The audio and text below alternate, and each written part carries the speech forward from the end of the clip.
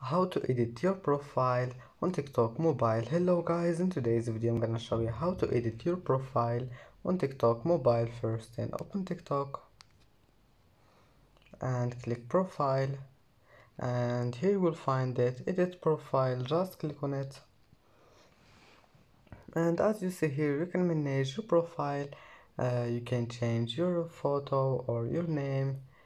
Just click on anything you want to change it, your name here, and just type any name you want and click save, and you can change anything like that.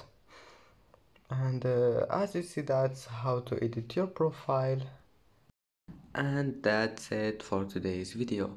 If you like this video, don't forget like and subscribe, and thank you for watching this video until the end, and see you in the next video.